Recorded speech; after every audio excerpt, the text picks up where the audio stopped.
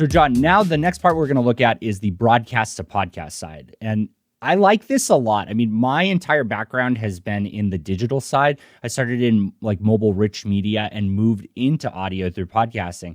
And I think a lot of people in podcasting today are either brand new to media overall or did come from a digital side. But broadcast is still incredibly powerful, and there's a lot of value there. The more time I spend outside of the US, the more I'm realizing is that the radio adoption, the listen of radio content is really high in a lot of European countries. And a big thing that they do is they do a lot of catch-up radio, which I think is something the US has kind of lagged behind. So a broadcast to podcast tool is a setup to be able to ingest that live feed, properly cut it up the way you need to, and then turn it into on-demand audio. And this is what we're going to walk through today, right? Yeah, exactly. Again, broadcast to podcast has been something that has been around, but I think it's becoming a lot more widely used, especially as podcasts has grown, and ultimately publishers really want to expand their audience and find different monetization strategies to monetize their on-demand audience versus their linear live streaming audience in different ways and all of that. So this is one of the tools that very much helps to facilitate that for any size publisher, whether you're an enterprise level one, or even if you're a small, to mid-size over-the-air radio station. Our goal with this was to make it very simple and very streamlined to capture that live audio content and make it as a podcast very seamlessly. Great. And so this UI and the UI, you talked about it for the broadcaster side, and I think that's really neat. But there's an opportunity here for someone's focus, this to be a tool that someone uses to provide these services to broadcasters or for specific shows and personalities that have the rights to their individual show. This doesn't have to be set up for an entire broadcast unit. It can be just per show, right? Yep, that's correct. Yeah. So the UI that you're seeing here is our SoundStack console. SoundStack console is the UI that sits on top of our SoundStack engine product. So there's basically two ways that people can work with SoundStack engine. One is through the console UI, and secondly through an API integration. But SoundStack engine is really focused on providing audio infrastructure for the internet. So focusing on things like the delivery of live audio streams and podcasts, and being able to give publishers and other platforms that granularity and control over their different audio resources on our content delivery network. Now, can this part of the UI be white labeled just like the others?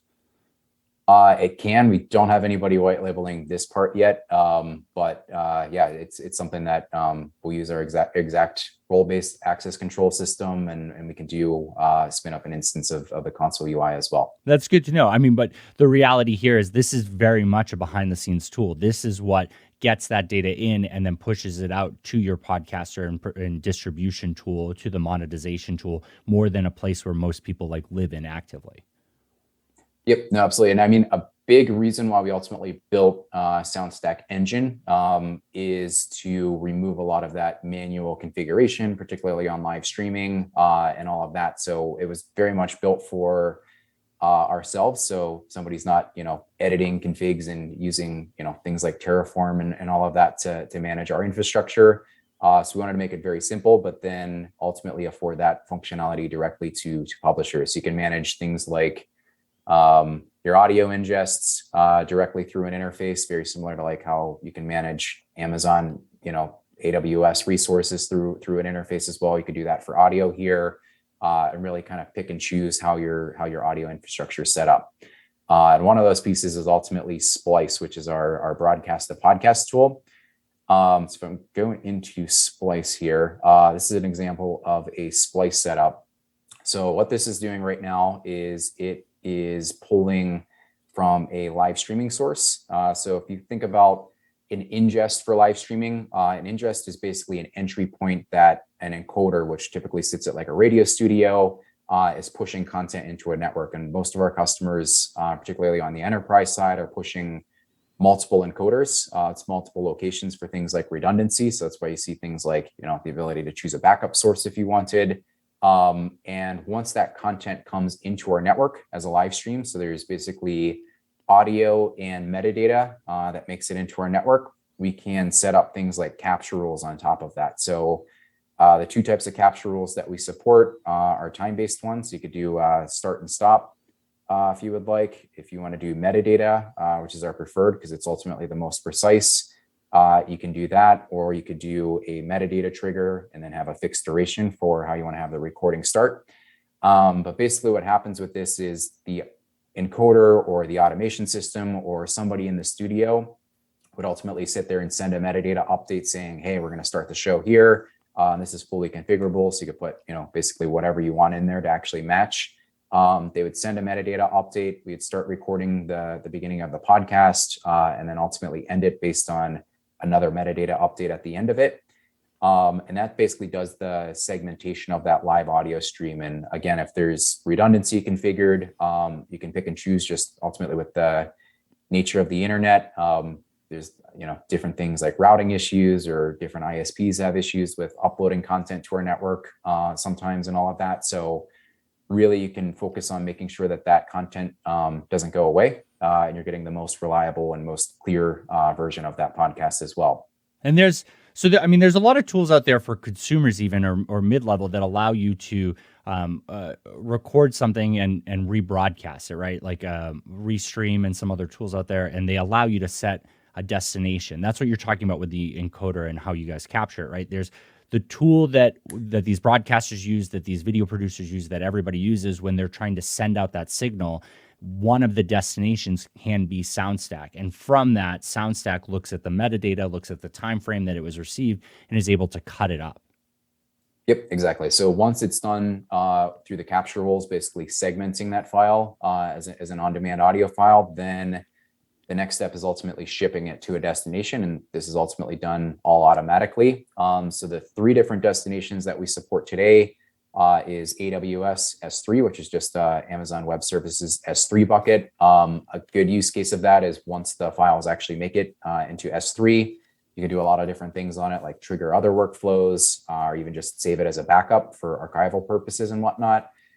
We do support AdsWiz's Simplecast, and then ultimately Podcaster, which is our content management system. And over time, going back to the agnostic aspect of our company and really giving publishers the power of choice and being able to do what they want to do. If somebody doesn't want to use our delivery for their podcasts, ultimately they can choose who they want to work with. So over time, our goal, especially into 2023, is growing this list of destinations and partners that are integrated with our broadcast to podcast tool. And that's great because almost every hosting platform allows somebody to, through the API, drop off a file for a specific episode into their platform. And that means that you'll be able to integrate those really easily based on client requests. This tool excites me. I think everybody talks a lot about broadcast to podcast is like radio into podcasting, but what's neat about this and how you explained it with the encode aspect and how to push that content out there is there are so many creators out there that are doing live content. And there are so many tools that protect those creators from just putting that content in one location. And what you're talking about here is that you're another destination for that, right? There are the ability for people to send out their Twitch streams on video and be able to broadcast it to Twitch and to YouTube and all these other destinations. And I'm sure in the right setup, these people could also send either just the audio or the audio and video to you guys for you to be able to break that up and make it into a podcast. We're in the next stage of what audio creation is and how to reuse and recouple content, and tools that automate that process, I think, are still in high demand. I think we're still not seeing that. So appeasing this for streaming radio, which is something that is a home run, is fantastic. But seeing where this goes as the world continues to go into live streaming, continues to go into broadcast, and being able to allow people to repurpose it, I think is going to help a lot of creators make sure they don't lose anything. Yep, exactly. And it's all about, expanding your audience, making sure that your content is most relevant to the audience relative to, even when they want to listen. So if they're not able to watch you or listen to you exactly at the time that you're broadcasting, this is a really powerful tool to make it automatic so you can capture all of that content and get it out to your users in as many places as possible. So that's an example of our Splice tool.